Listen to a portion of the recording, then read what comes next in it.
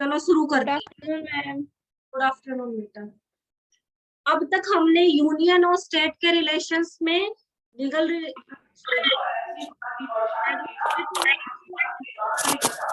बेटा म्यूट करो ये माइक जिसका भी अनम्यूट है। और आज हम करेंगे फाइनेंशियल रिलेशन कि यूनियन और स्टेट के बीच फाइनेंशियल रिलेशन, वित्तीय संबंध। तो अब तक जो रिलेशन किए थे वो भाग 11 में थे, लास्ट जो किया था ना एडमिनिस्ट्रेटिव रिलेशन। लेकिन फाइनेंशियल रिलेशन है इंडियन कॉन्स्टिट्यूशन के भाग 12 में, आर्टिकल 262 से लेके आर्टिकल 293 के तहत। कि आर्टिकल 264 से लेके 264 टू 293 भाग 12 में यूनियन और स्टेट के बीच फाइनेंशियल रिलेशंस डिस्क्राइब किए गए हैं। तो फाइनेंशियल रिलेशंस क्या कहते हैं कि हमने सबसे पहले जो रिलेशंस किए थे उसमें 3 सूचियां की थी, 3 लिस्ट की थी। संघ सूची, यूनियन लिस्ट, राज्य सूची स्टेट लिस्ट, और एक समवर्ती सूची की थी, कंक्रीट लिस्ट। लेकिन फाइनेंशियल रिलेशंस में सिर्फ 2 ही सूचियां होती हैं, 2 ही लिस्ट होती हैं, एक यूनियन लिस्ट, एक स्टेट लिस्ट। कि यूनियन लिस्ट में जितने सब्जेक्ट्स होते हैं उनसे रेलिवेंट डिसीजंस या उनसे रेलिवेंट डिसीजंस का मतलब है कर लगाना और जो टैक्स वगैरह इकट्ठा करना, ये सारा काम करता है यूनियन, संघ करता है। कि संघीय सूची में विषय है 14 विषय हैं वो। उन 14 विषयों के संबंध में कर लगाने का काम संघ सरकार करती है। और फिर दूसरी सूची आती है स्टेट लिस्ट, राज्य सूची। राज्य सूची में है कुल 19 विषय और उन विषयों से संबंधित कर लगाने का काम करता है राज्य, और एकत्रित करने का काम भी और उस कर को यूज करने का काम भी राज्य ही करते हैं। अब देखो इसमें एक सबसे बड़ी चीज डिफरेंस आता है आपका, फर्स्ट यही है, संघ एवं राज्यों में राजस्व वितरण, revenue distribution among union and state. कि रिवेन्यू डिस्ट्रीब्यूशन कैसे होता है कि जो यूनियन लिस्ट जो होती है कि आर्टिकल 268 में ये कहा गया है कि रिवेन्यू डिस्ट्रीब्यूशन के अंडर पूरी की पूरी जो स्टेट है, मीन्स पूरा का पूरा जो इंडिया है, उसके सारे के सारे सब्जेक्ट्स को 2 पार्ट्स में डिवाइड किया गया है। एक यूनियन लिस्ट बना दी है, एक स्टेट लिस्ट बना दी है। जो यूनियन लिस्ट है जिसको संघ सूची बोलते हैं, और एक स्टेट लिस्ट जिसको राज्य सूची कहते हैं। संघ सूची में 14 विषय हैं और उन 14 विषयों से संबंधित कर लगाने का काम संघीय सरकार करती है, सिर्फ कर लगाने का। और फिर आती है राज्य सूची, स्टेट लिस्ट। स्टेट लिस्ट में कुल 19 सब्जेक्ट्स हैं, 19 विषय हैं, और उन पर कर लगाने का काम भी, उन करों को एकत्रित करने का काम भी, और उन करों से जिस धन की प्राप्ति हुई है उसको व्यय करने का काम भी राज्य सरकारें ही व्यय करती हैं। तो सबसे बड़ा डिफरेंस क्या आता है इसमें कि संघ सरकार सिर्फ टैक्स लगाती है, उस टैक्स को यूज नहीं करती, या उस टैक्स को अकेले एकत्रित करके खुद ही अपने पास नहीं रखती है, वो उसको राज्यों के बीच वितरित कर देती है।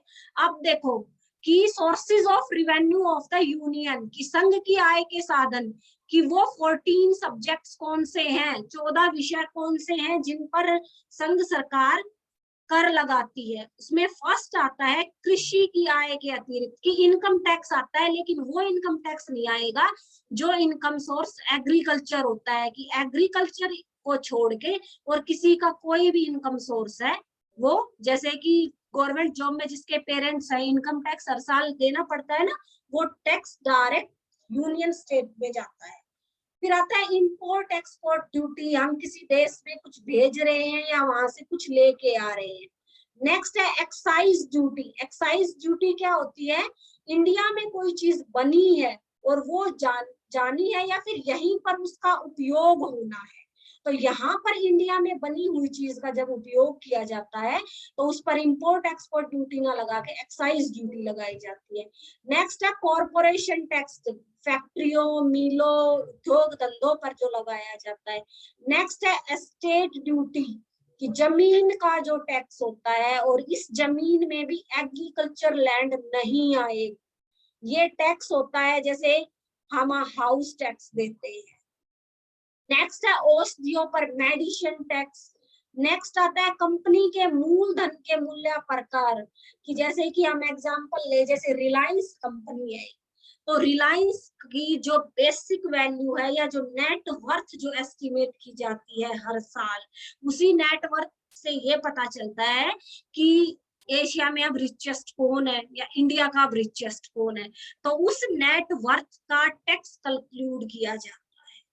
नेक्स्ट आता है रेलवे, समुंदर और हवाई जहाजों की, वाटर, एयर और रेलवे में जितने भी, क्योंकि ये तीनों के प्रबंध की व्यवस्था करता है केंद्र सरकार, तो इससे चाहे माल जा रहा है, चाहे पैसेंजर्स जा रहे हैं, चाहे गुड्स को सप्लाई किया जा रहा है, चाहे पैसेंजर्स ह्यूमन बींग्स को सप्लाई किया जा रहा है, तो जो भी आय होती है उसका नियंत्रण होता है संघ सरकार पर। नेक्स्ट है समाचार पत्रों की बिक्री और खरीद पर, और उसके बाद आता है स्टैंप ड्यूटी। स्टैंप ड्यूटी जैसे कोर्ट में गए कभी, किसी भी काम के लिए हम कोर्ट में जाते हैं तो स्टैंप पेपर बनवाते हैं, स्टैंप पेपर की 100 रुपीज का है, 500 का है, 1000, 2000, वो स्टैंप पेपर जो होता है उस पर स्टैंप ड्यूटी लगी होती है।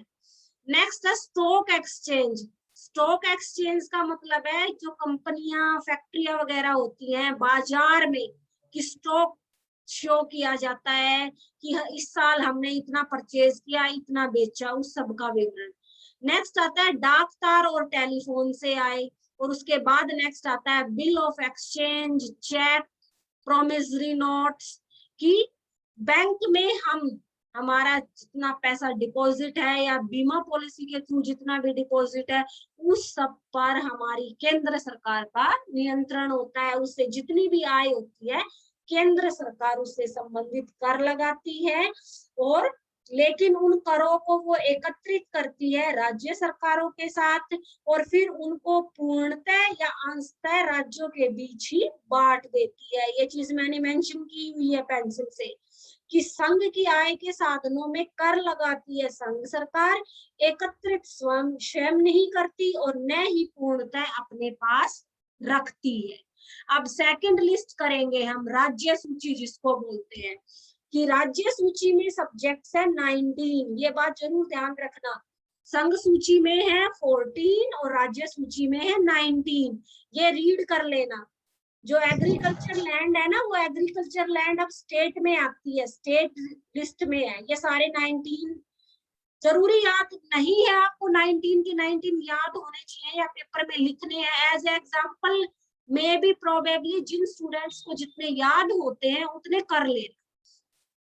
तो राज्य की आय के जो साधन है, कि ये जो सोर्सेस हैं रेवेन्यू ऑफ स्टेट, इन्हें स्टेट्स खुद ही लगाता है, खुद ही एकत्रित करता है और खुद ही व्यय करता है, किसी दूसरे स्टेट के साथ नहीं बांटता है, कि हर स्टेट का इंडिविजुअल होता है। अब नेक्स्ट चीज इसमें, कि हमने जब कार्यों का बंटवारा किया था या विधायी संबंध जब किए थे, तो पूरे के पूरे देश के कार्यों को 3 भागों में डिवाइड किया था, संघ सूची, राज्य सूची, समवर्ती सूची।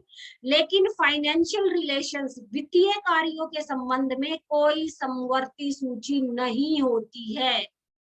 और जो सब्जेक्ट्स या जो विषय, एक सूची और की थी उसमें अवशिष्ट विषय की थी ना, जो तीनों सूचियों में नहीं आए थे जो विषय, उनको अवशिष्ट में रखा था। तो यहाँ अवशिष्ट कौन से विषय हैं, कि कुछ विषय जिनके ऊपर टैक्स लगाया जाता है, जो ना तो राज्य सूची में आए हैं ना संघ सूची में आए हैं, उन्हें अवशिष्ट विषय कहा जाता है। लेकिन उन अवशिष्ट विषयों पर कर लगाने की शक्ति सीधे सीधे केंद्र को दी गई है, और वो अवशिष्ट विषय है जैसे उपहार कर। उपहार कर है, जैसे हमारे मिनिस्टर्स कहीं बाहर जाते हैं, वहां उनको गिफ्ट में जो चीजें मिलती है, तो वो यहाँ जब लेके आते हैं तो टैक्स पे करना पड़ता है।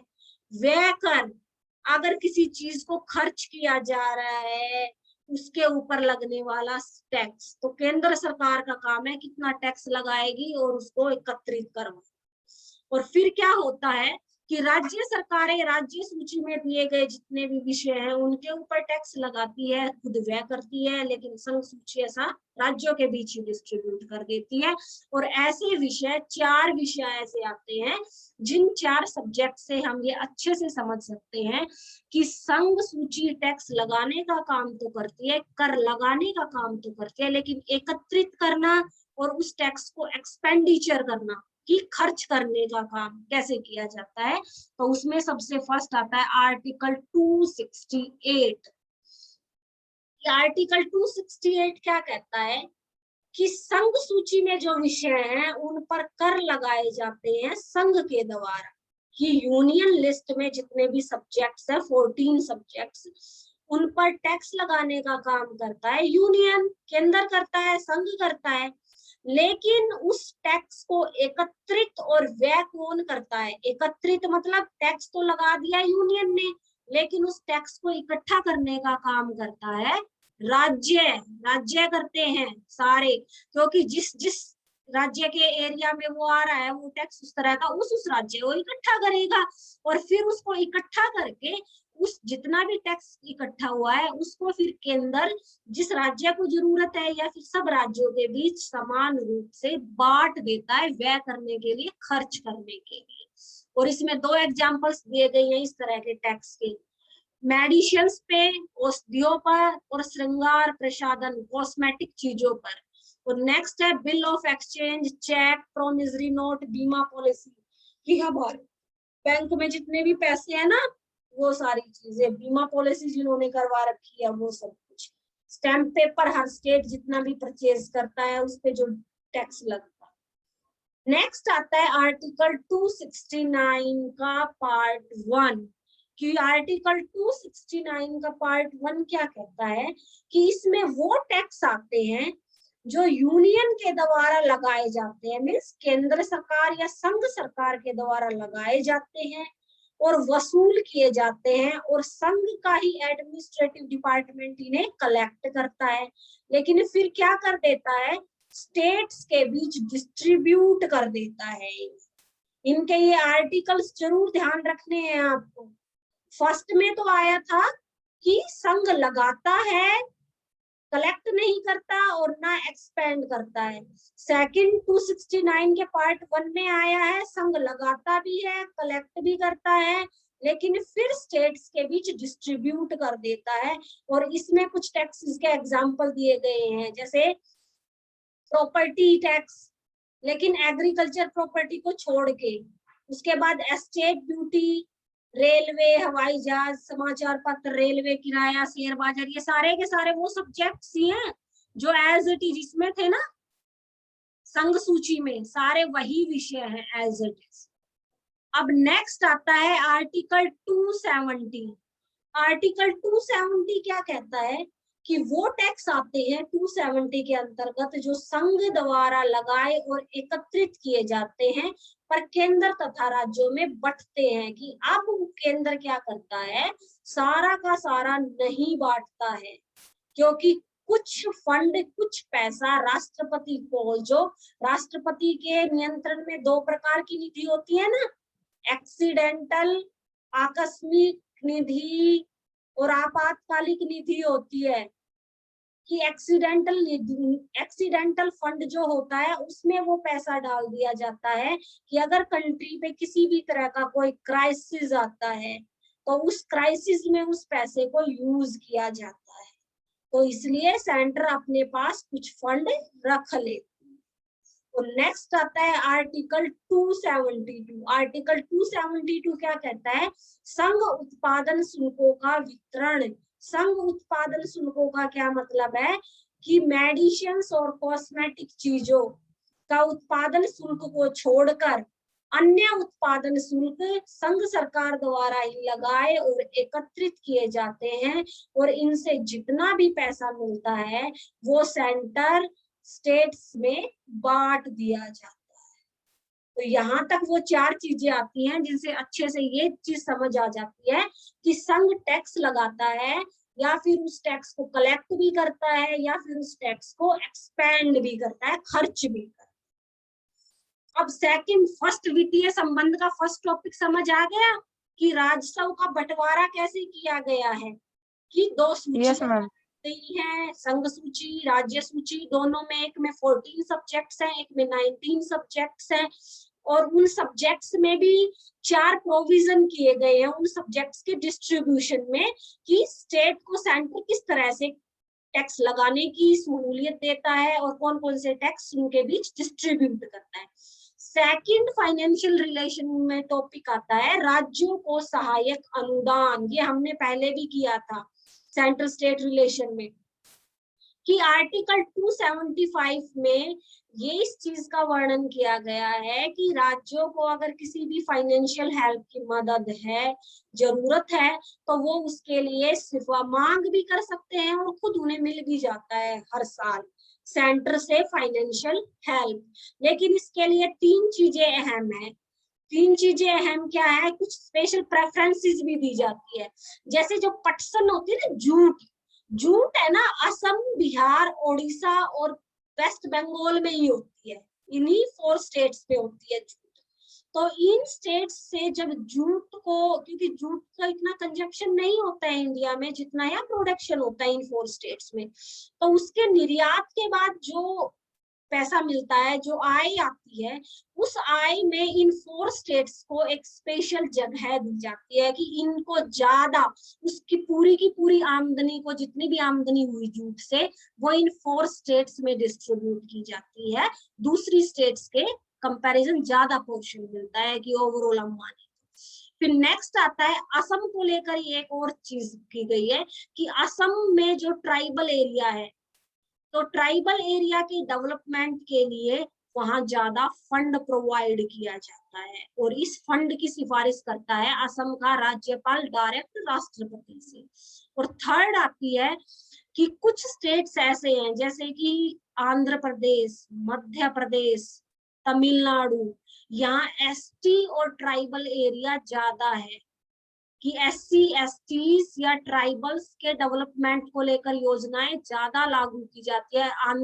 सबसे ज्यादा अगर हम अनुसूचित जाति या जनजाति का क्षेत्र माने तो आंध्र प्रदेश में है, तो उन लोगों के लिए कुछ डेवलपमेंट योजनाएं लागू करने के लिए, इन योजनाओं के लिए सेंटर इन स्टेट्स को ज्यादा धनराशि प्रदान करता है। नेक्स्ट आता है ऋण लेने की शक्ति, पावर टू रेज लोन्स। अब इस लोन में एक बात ध्यान रखने की चीज है कि जो स्टेट्स है ना, वो किसी दूसरे कंट्री से लोन नहीं ले सकते। हमारा कंट्री ही लोन ले सकता है, कि इंडिया लोन ले सकता है अमेरिका से, ये नहीं है कि हरियाणा अमेरिका से लोन ले लेगा, नहीं। हरियाणा लोन लेगा सेंटर से, केंद्र की सरकार से। केंद्र की सरकार के पास पैसा नहीं है तो वो WHO से पैसा लेगा, अमेरिका से लेगा, किसी से भी ले।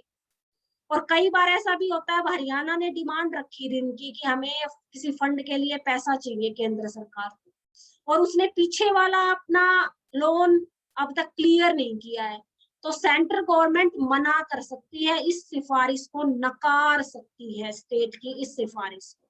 तो यह पूर्णतः निर्भर करता है सेंटर के ऊपर निर्भर करता है कि वो स्टेट्स को कितना लोन प्रोवाइड करती है और किस परियोजना के लिए प्रोवाइड कर रही है। और लोन लेने के लिए भी राष्ट्रपति सभी राज्यों की सरकारों को आदेश देता है, और वो प्रपोजल वहां की विधानमंडल में पास करवाया जाता है। विधानमंडल जब हरियाणा को चाहिए, हरियाणा की विधानमंडल में वो पास होगा वो प्रस्ताव, फिर राज्यपाल राष्ट्रपति के सामने रखेगा, उसके बाद लोन मिलेगा। नेक्स्ट आता है फाइनेंस कमीशन की, आर्टिकल 280 में फाइनेंस कमीशन के बारे में बताया गया कि फाइनेंस कमीशन क्या होता है। वित्त आयोग, वित्त आयोग की नियुक्ति करता है राष्ट्रपति, और राष्ट्रपति हर 5 साल बाद एक वित्त आयोग को नियुक्त करता है जिसकी सदस्य संख्या होती है 5, जिसका एक अध्यक्ष होता है और 4 सदस्य होते हैं। अध्यक्ष वर्तमान में 15वां वित्त आयोग चल रहा है, और उस वित्त आयोग के अध्यक्ष है NK सिंह।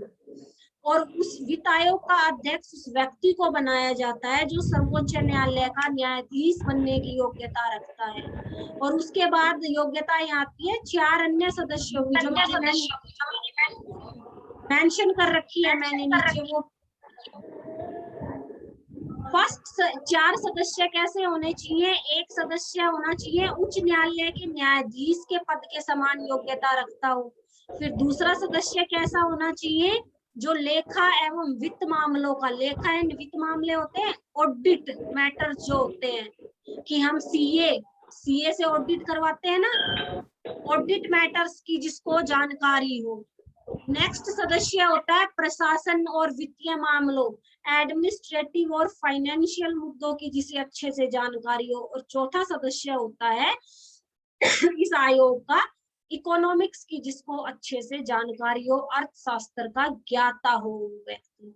तो इन 5 सदस्यों से मिलकर एक आयोग बनता है। इस आयोग की हर 5 साल में राष्ट्रपति नियुक्त करता है इस आयोग को, आर्टिकल 280 के अंतर्गत।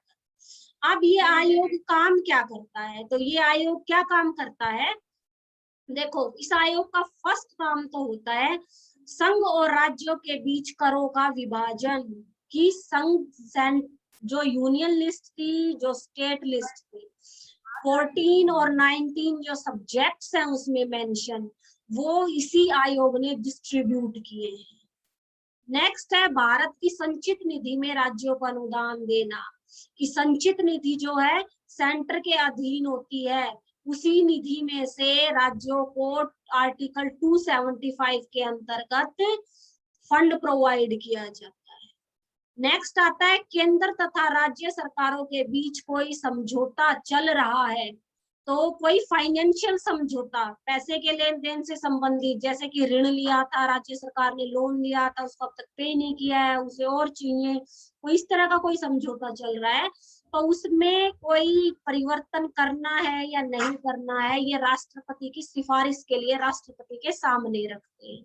और चौथा काम इस आयोग का आता है, राष्ट्रपति अगर अपने देश की अर्थव्यवस्था से संबंधित कोई और सलाह अगर किसी से लेता है, तो वो मंत्री परिषद से ना लेके वित्त आयोग से लेता है, फाइनेंशियल मुद्दों से संबंधित सारी की सारी सलाह। अब नेक्स्ट आता है वित्तीय आपातकालीन शक्तियां। तो वित्तीय आपातकालीन शक्तियां आप सबको अच्छे से पता है कि आर्टिकल 360 के अंतर्गत अगर फाइनेंशियल क्राइसिस आ जाता है, चाहे किसी स्टेट में, चाहे पूरी की पूरी कंट्री में, तो राष्ट्रपति के पास ये पावर होती है कि वो फाइनेंशियल क्राइसिस इम्प्लीमेंट कर सकता है। और फाइनल क्राइसिस में क्या होता है? सबकी सैलरी रोकी जा सकती है, सबकी सैलरी को डिडक्ट किया जा सकता है, चाहे वो राष्ट्रपति की हो, प्रधानमंत्री की हो, सुप्रीम कोर्ट के जजेस की हो, या किसी और एम्प्लॉय की। नेक्स्ट आता है कैग। कैग क्या होता है? Controller and auditor general of India. Controller नहीं है ये, कंट्रोलर, नियंत्रक, कंट्रोलर है, कंट्रोलर नहीं है, ये बाय मिस्टेक है, स्पेलिंग मिस्टेक आपकी बुक में। Controller and auditor general of India से कैग नाम से बोला जाता है, नियंत्रक महालेखा परीक्षक। और इसका प्रावधान किया गया है इंडियन कॉन्स्टिट्यूशन में आर्टिकल 148 के अंतर्गत। इसका अनुच्छेद भी आप मेंशन कर लेना कि आर्टिकल 148 में क्या कहा गया है कि भारत का एक नियंत्रक महालेखा परीक्षक होगा, एक कैग होगा, और उस कैग की नियुक्ति 6 वर्ष या 65 ईयर्स, 6 ईयर्स या 65 ईयर्स के लिए राष्ट्रपति करता है। जैसे सुप्रीम कोर्ट का जज होता है ना, चीफ जस्टिस जो अपॉइंट किया जाता है, वैसा ही उसी योग्यता का एक व्यक्ति। और ये किस लिए अपॉइंट किया जाता है?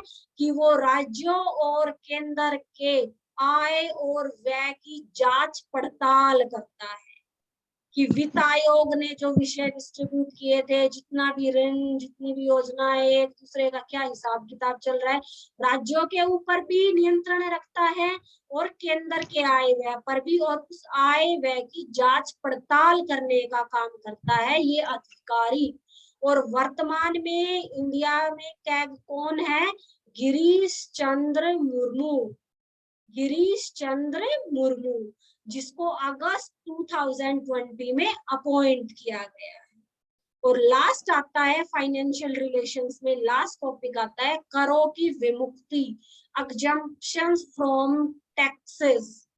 कि आर्टिकल 285 क्या कहता है कि कुछ ऐसे प्रावधान भी हैं जहां स्टेट या सेंटर टैक्स इंप्लीमेंट नहीं कर सकती। वो टैक्स इंप्लीमेंटेशन की क्या शर्तें हैं, जैसे रेलवे आती है सेंट्रल गवर्नमेंट के अंडर, तो रेलवे जैसे कि बिजली की जो ट्रेनें हैं, तो बिजली का कंजप्शन, बिजली आता है राज्य सरकार के अंतर्गत बिजली का विषय, तो बिजली का कंजप्शन जो रेलवे कर रहा है, बिजली का कंजप्शन, उससे संबंधित टैक्स का निर्णय राज्य सरकारें नहीं कर सकती हैं। कि राज्यों को उस बिजली को टैक्स फ्री करना पड़ेगा जिस बिजली को रेलवे यूज कर रहा है। और इसी तरह से आर्टिकल 287 क्या कहता है, राज्य किसी भी प्रकार का ऐसा टैक्स, नया टैक्स लगा भी नहीं सकता है। कि ऐसा कोई भी विषय जो संघ सूची में आता है, केंद्र के अधीन में आता है, लेकिन वो काम राज्य के अंतर्गत किया जा रहा है, तो राज्य उसके ऊपर अनुच्छेद 287 के अंतर्गत कोई नया टैक्स नहीं लगा सकता है। और थर्ड आर्टिकल इसमें आता है आर्टिकल 289, और वो क्या कहता है, राज्यों की संपत्ति और आय को भी संघ के करों से विमुक्ति होती है। कि राज्य नहीं लगा सकता ना टैक्स, तो राज्य सूची के कुछ विषय अगर सेंटर उनका उपभोग कर रहा है या फिर सेंटर सरकार उनको यूज कर रही है, तो वो भी उन पर टैक्स इम्प्लीमेंट नहीं कर सकती है। जबकि विधायी संबंध में क्या था, जो समवर्ती सूची में विषय आते थे उन पर दोनों कानून बनाते थे, विवाद होता था तो केंद्र का माना जाता था। लेकिन वित्तीय संबंध के मामलों में संघ सूची के अलग विषय हैं, राज्य सूची के पूर्णतः अलग विषय हैं। दोनों एक दूसरे के ना तो कर लगा सकते हैं, ना ही करों को हटा सकते हैं।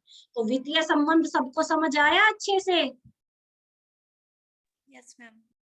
किसी की अगर कोई भी क्वेरी है तो पूछो बेटा। ये थोड़ा सा उन दोनों रिलेशंस को लेके थोड़ा सा डिफिकल्ट है, लेकिन अगर पढ़ोगे ना तो अच्छी से समझ आ जाएगी।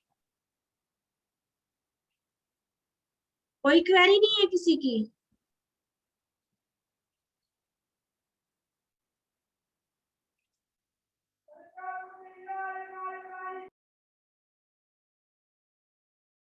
ठीक है, तो चलो फिर क्लास स्टॉप करते हैं।